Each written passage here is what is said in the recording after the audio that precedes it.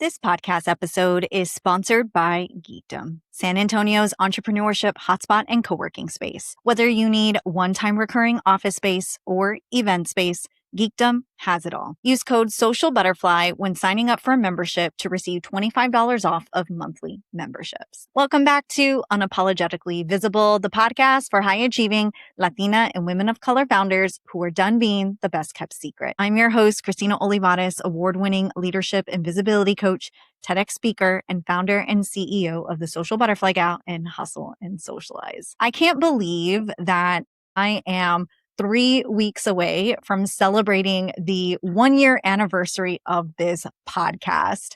We did it, y'all. We almost survived 1 year. And as the full 1-year anniversary approaches, I thought it would be a great opportunity to kick off a 3-part series around podcasting and what surprised me about running a podcast, what lessons I've learned, how I broke down my process, all of the things that you may want to get a better behind the scenes look at what it really takes to have a podcast. If you have a podcast now, or if you have been wanting to maybe start one in the future, I wanted to just share all of the things that I have learned in the last year in a series of podcast episodes leading up to the 1-year anniversary. And so today, I really wanted to kick off this episode in particular with a breakdown of my systems and processes when it came to developing the podcast and what you can take from this that maybe could surprise you in many different ways about podcasting. I feel that the number one goal that I always wanted to have when it came to a podcast is just to have fun. I really thrive off of conversations and connectivity and building relationships and speaking and getting all of my thoughts out there, my lived experience, my wisdom, my knowledge, my skills, my expertise, you name it. There is just that one medium platform that I couldn't even imagine having my voice on, which was building a podcast. And throughout the last 11 years of my business, I actually was really afraid of starting a podcast. I had been on many podcasts since I started, actually, maybe about 2015, 2016. There are some podcasts that I've been on YouTube that you could search, and it has my maiden name, and it kind of goes back to the Social Butterfly Gal blog. But there was just this fear that I had around creating a podcast of my own. And I don't know what it was. I honestly think that I was overthinking it. I honestly think that I was very consumed about the technology. But when I actually sat down and made the decision that the podcast was going to be launched no matter what in 2025, I knew that I had to get really specific around the technology, the tools, and putting pen to paper, all of the ideas that were in my head around how I'm going to be doing this, get that onto paper. That's when I feel like it changed the game. So today, I'm going to cover 3 specific things around my process when it comes to my podcast. The first one that I'm going to cover is the obvious goals that I developed and that I started with the podcast, what the technology looked like for me, and how I had to discover what tools were going to be very beneficial when it came to running this podcast. And then I'm going to give you a breakdown of my own process into how I break down the actual script writing, how I break down the recording, what I give myself in terms of my creativity and my curiosity, and then what it looks like to actually promote and market my podcast. So I feel like for me in general, whenever I thought about a podcast, I knew that it was going to be one of the most intimate ways that you could develop a relationship with me when it came to connection. I think about all of my clients that I have served in over the last 11 years. And the number one thing that they had always told me was they always felt connected to me because of my energy, because of my knowledge and my skills and my expertise, and because of the relatability that they had anytime they would meet me face to face. Of course, the content was the one way that allowed them to sort of get a sneak peek into what it would be like to work with me. But there was this distinct nature of building a relationship with me that really kind of took all of my clients to the edge. And anytime I think about podcasting in general, one of my favorite things about it is the ability to have some in-depth conversations around specific topics. And I do feel like when you are interviewing, when you have a podcast that is one-to-one where you are interviewing somebody, you can decide how to be your own journalist. You can decide if you want to do surface level journalism, or you can decide if you want to be in depth with that. And I feel like one of the things that I get so jazzed about is having juicy, in-depth conversations. And I will say, because of the fact that I had been on so many podcasts as a guest before starting my own, that did allow me to see the behind the scenes look at the processes that other people had with their podcast. It also sort of gave me a direction as to how would I want to go about creating my own podcast and what the goals were going to be and what that format was going to look like. And so I do feel like when it came to the goals, anytime I was thinking about starting a podcast, my number one goal was I want to have fun. I, again, get so jazzed when it comes to having juicy conversations. And there was just this distinct feeling that I wanted to feel that it needed to be fun. It needed to be not so serious. And as much as I have specific goals for this podcast, having fun at the top of the list of the goal just really helped me to get out of stuckness and actually develop my very first script for the podcast. So I feel like the number one goal was I needed to have fun no matter what. I think the second goal that is really important to understand when you are trying to develop your own podcast is to figure out whether or not you want it to be a solo podcast or a podcast where you are interviewing people. There's no right or wrong way of creating a podcast. A lot of people always go to the format of interviewing people. And I do feel like when you have specific goals for your business versus the podcast, it makes it a little bit easier to determine which way you want to go. For me in particular, I knew that I wanted to have fun with the podcast. But the second goal was I wanted this podcast to be able to create that curiosity about what it would look like for us to work together, to be able to take my audience through the lens of all of my expertise, all of my knowledge, my lived experience, my wisdom, and have the goal of ultimate conversion down the line. I wanted this podcast to be the form of, hey, maybe you meet me at an event or you start binging my content and you really want to go more in depth with all of the things of who I am, you come to this podcast for that. And so that was the second goal that I knew that at least for the very first year, I was not going to have any guests. Now, could that change in the future? Maybe, but I did hear from several other podcasters that if your goal is to ultimately create those conversions, create specific clients from a podcast, then it's really important to build your credibility on the podcast, which is to have solo episodes. And so that was something that I took to heart was goal number 2. I knew that I needed to build up sort of a bingeable body of work. I needed to be able to be like, oh, you're interested in working with me, but you have that little hesitation. Here's a podcast episode that you can listen to that maybe could answer some questions or maybe give you a bird's eye view of my own point of view. So that was sort of the second goal was I knew that this podcast was going to help build my credibility as a coach and also help to convert because there is a bingeable body of work that anybody that listens to this podcast can go and start binging and then maybe have that curiosity of what it would be like for us to work together one-on-one. And then I think the third goal of this podcast was I didn't want to limit myself on specific topics. And I feel like I'm going through this really distinctive sort of this identity crisis with my own content. I feel like it's a lot easier for me to create content ideas for the podcast than it is for Instagram in particular. And that's because for me, this is long form content. This is something that I feel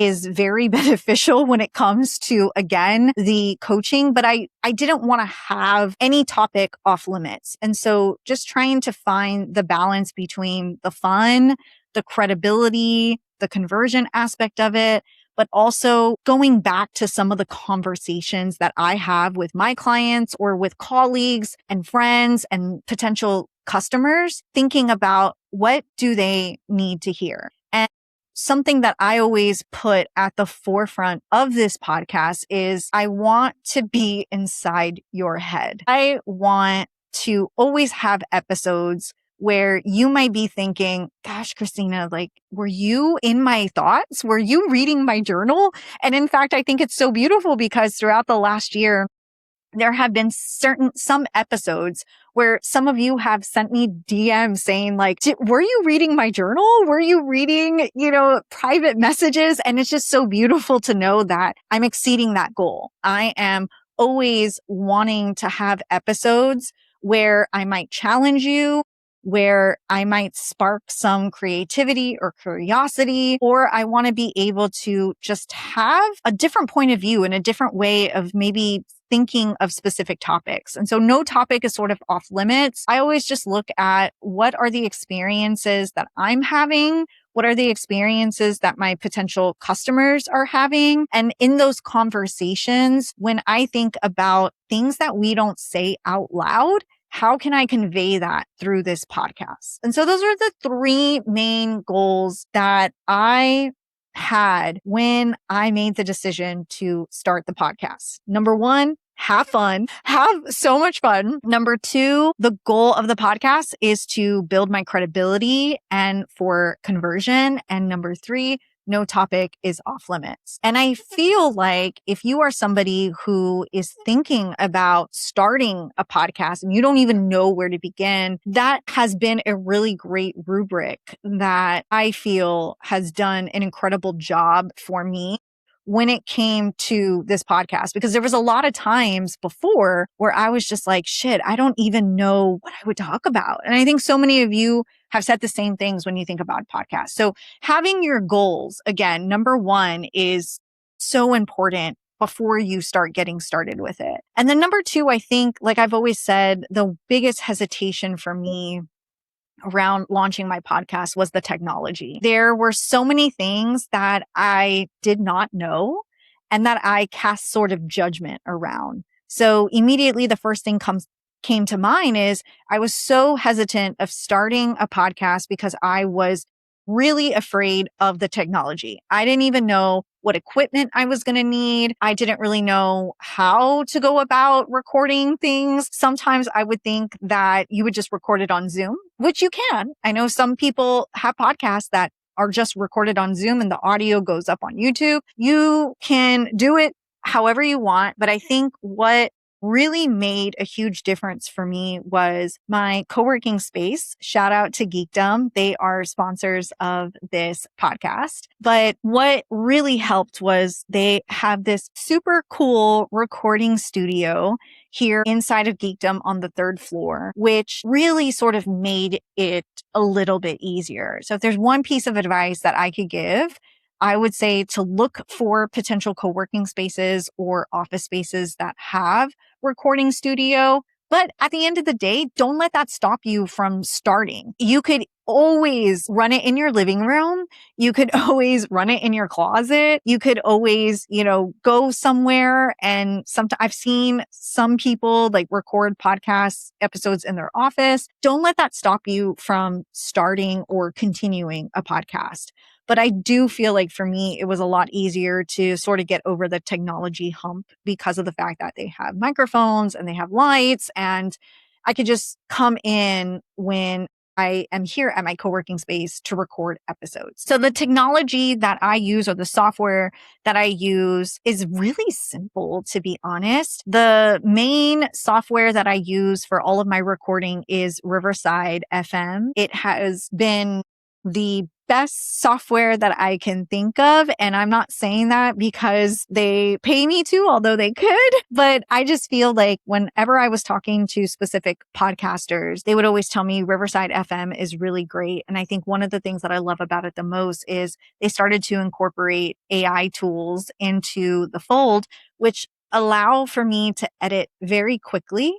I don't hand that off to anybody else. I edit all of my episodes because it is a solo episode and because it's pretty simple at the end of the day. I try my best to do all of my podcasts in one take. But if I have several different takes, it's not that big of a deal for me in particular. So I use Riverside FM to record all of the podcasts.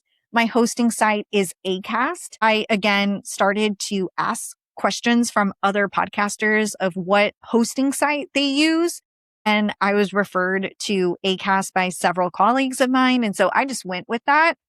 Their software is pretty easy and it's not that wildly expensive either for a monthly membership. So I think that's the great part is the hosting site and the software all together. I think it's at most maybe between $50 to $70 a month, which is not that bad in particular. But of course, when you're looking at the studio, we're looking at maybe me spending $175 to $200 a month on this podcast, which to me, that's just, extra marketing in a lot of the ways. But I do feel like having a really good hosting site, having a really great software. And then one thing that I love the most is just a regular Google Doc to write my script, to have all of my thoughts and my ideas down. And of course, I use Claude and ChatGPT to kind of help me with brainstorming all of the different things. But I think when I wrote it down step by step of this is all of the tools that I'm going to be using and this is the cost of it, that is really helpful. And that helped me get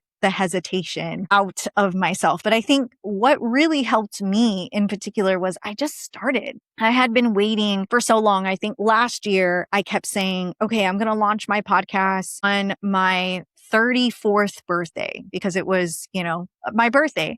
And that didn't happen. And then I was like, okay, well, I'm going to launch my podcast when I hit 10 years on May 26, 2025. And that didn't happen. And then after I was going through the whole situation with letting go of Hustle and Socialize, my conference at the time, and just really at this particular moment of I need some type of creative outlet, I went into my bathroom and I just recorded the trailer and I uploaded it. And I had my very first podcast episode already up and running, maybe about 3 weeks before I was actually going to launch. So best piece of advice that I can share is just start. You can always figure things out as it comes. There's always going to be sort of mishaps and mistakes, but just give yourself the permission to just start and learn as you go.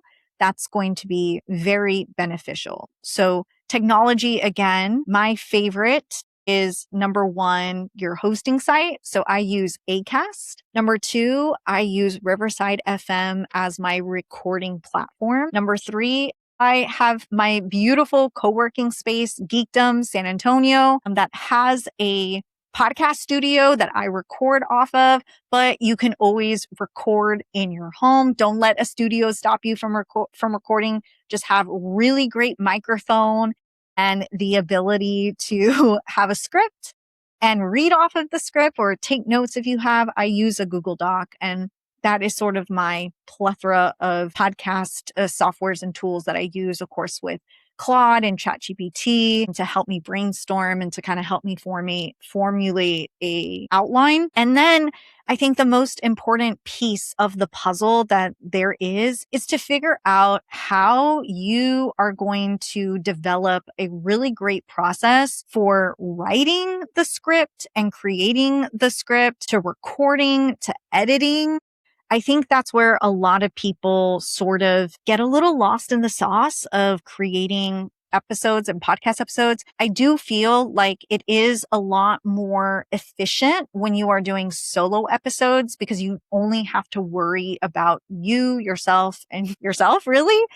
Whereas when you are interviewing guests, there's an added layer to that. There might be a Zoom call that you do before to kind of get an idea of who both of you are and see, if this is going to be a great fit, maybe kind of get some questions there. But for this podcast in particular, I'm only going to talk about my process that I do for my solo episodes because I feel like that's where some people kind of get the hold up when it comes to just talking by themselves because they don't have anybody to bounce off of or they're not interviewing. But the way I kind of break down my own process is I knew at the beginning of this podcast that I wanted these episodes to come out on Thursdays. And there was a particular reason around that. And it's because if you don't know, of course you might know, I was a huge Grey's Anatomy fan, seasons 1 through 10. So 2005 to 2020 or 2015. And Grey's Anatomy would air every Thursday. And so in honor of Shonda Rhimes and in honor of her storytelling skills and just the show in general, I knew that I wanted to have a podcast on Thursdays. And actually,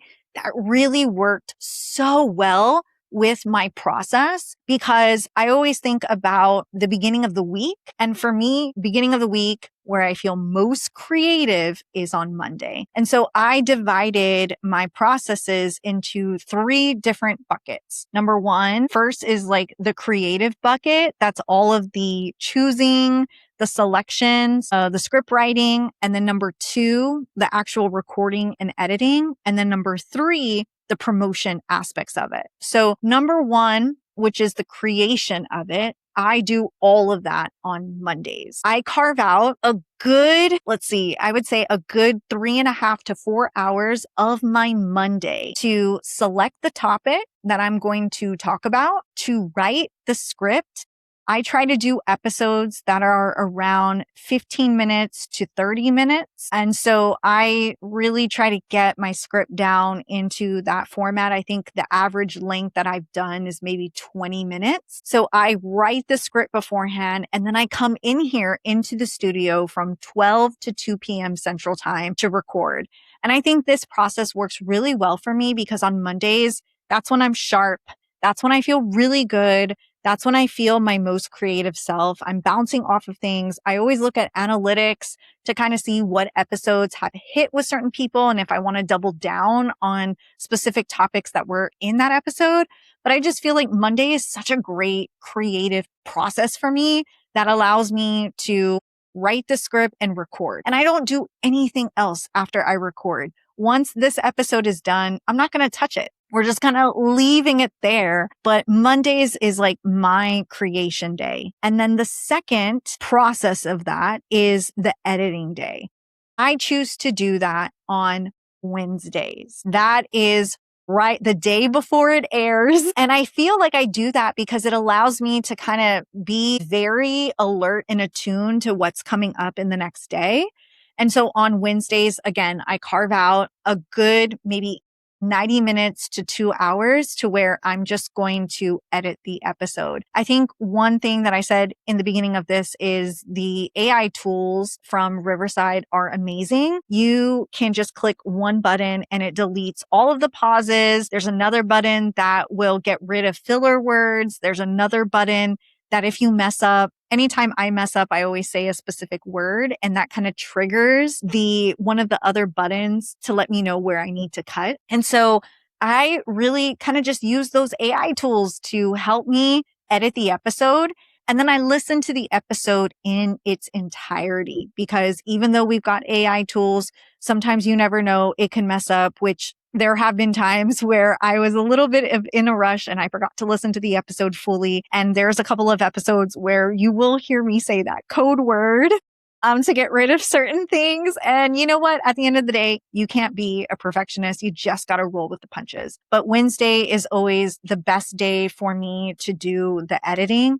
And then I write the show notes and I upload the episode to YouTube on Wednesdays and I schedule everything out to go to schedule all the episode out for Thursday morning. So the next sort of phase in my process is the promotional aspect of it. So like I said, Thursdays is episode day. What I try to do is I try to schedule the episode the night before. Sometimes this has worked. Sometimes I am editing on day of if I had a really busy client facing day on Wednesday, but I do my best to schedule my episodes to go out at 5 a.m. Pacific time. So I think about where everybody is listening in the world.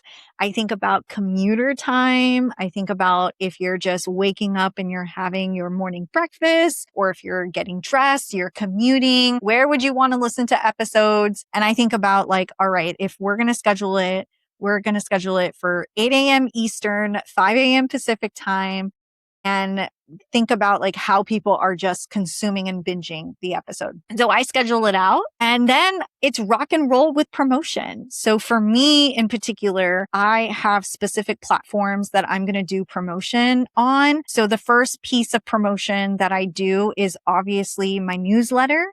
I let all of my email subscribers know that there's a new episode, and I give them all of the different formats like Apple Podcasts, Spotify, YouTube, and then have at the bottom several of the episodes that have passed that maybe they want to catch up on.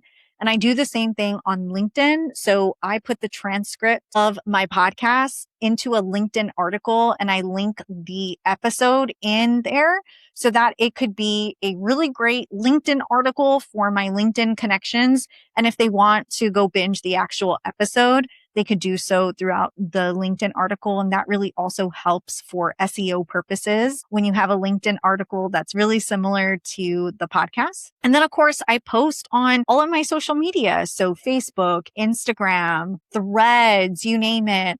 Throughout this time frame, though, I've been testing certain things. I used to post a lot of the clips from my podcast, and sometimes they would perform really well, and sometimes they would not perform at all. And so what I'm really trying to do is test other formats of content that could be tied to the episode in general and see what that looks like. But if I do one podcast clip, it's always going to be on the day that the podcast is coming out, which is Thursday. So I've been trying to test that out, but I do all of my promotions in the morning and then just continue to schedule out the episode on all social media platforms. And I love it because it gives me an opportunity to breathe in a certain way. So Monday I'm creating, Wednesday I'm editing, Thursday I'm promoting, and then I just kind of schedule everything out, let it do its work, and really do my best to kind of just take the weekend to relax and recharge and to continue to have curiosity and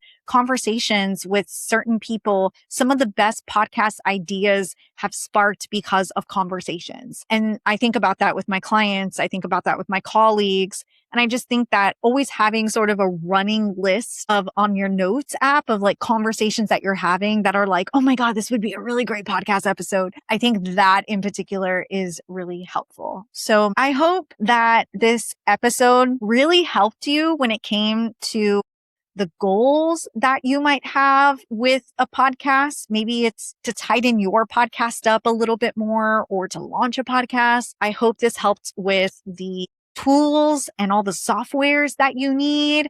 I also hope this helped you with a breakdown of a process. I can share my process a little bit if you want the actual written format. Send me a DM on Instagram and I can send you a PDF of the actual format and how I have my own specific processes. But again, I just want to thank you so much for being here, for listening to the podcast, and for being a supporter of all of the things unapologetically visible. You have no idea how much this is important to me and how much I care.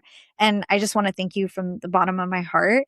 The next 2 weeks, I'm going to then kind of share a little bit of some of the mistakes I've made, some of the lessons I've learned, what surprised me about the podcast. And so I want to invite you to continue to celebrate Unapologetically Visible and share this with a friend. Just thank you so much for being here. If you resonated with this episode, here's what I want you to do next. Subscribe and leave a review. because that helps this podcast reach more women like us, women who were never meant to stay hidden, women who are meant to be highly visible leaders. Share this episode with someone you love who is considering launching a podcast and needs a little bit of support when it comes to goals, software, and processes. And DM me on Instagram at the Social Butterfly Gal. Tell me your biggest reframe or your biggest breakthrough from today's conversation.